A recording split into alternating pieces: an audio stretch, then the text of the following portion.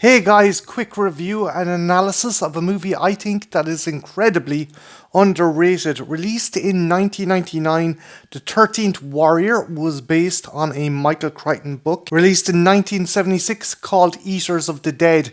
It's essentially Crichton's own spin on the tale of Grendel and sees a stranger in a strange land joining forces with Vikings to fight a mysterious foe. One might feel the fact this is directed by the creator of Die Hard, John McTiernan, and based off a novel by the creator of Jurassic Park, Michael Crichton, that this would be solid gold. However, this movie not only underperformed, it bombed.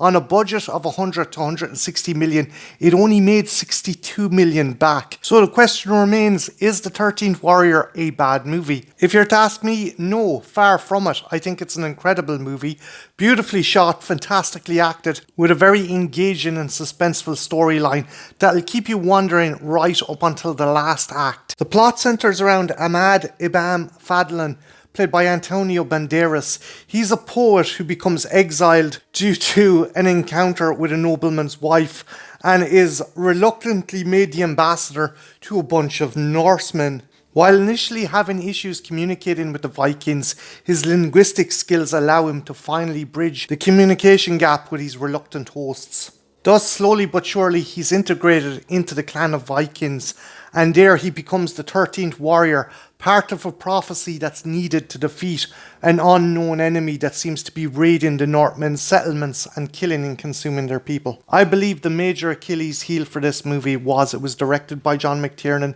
and based off a story from the author who created Jurassic Park. As a result, the hype for this movie must have been palpable, and then when you finally went to see it, it wasn't some breakneck, frenetic action here, but the story of an outsider integrated himself into an entirely different culture, and while being different, shows that he has the capacity to aid these race of warriors who otherwise see him as an outsider and a weakling in their fight against this mysterious foe. Antonio Banderas does give a compelling performance as our lead. Despite the now problematic aspect of a Spaniard playing an Arabic character, his performance is still good enough to make you overlook that, and his interactions with the Norsemen make it feasible that you can see this character actually integrating himself into this band of rough and ready Viking warriors. Despite it being John McTiernan, the action is fairly limited, but when it does happen, it is very intense and incredibly graphic. You can't also shake the feeling that Crichton had a big hand in the script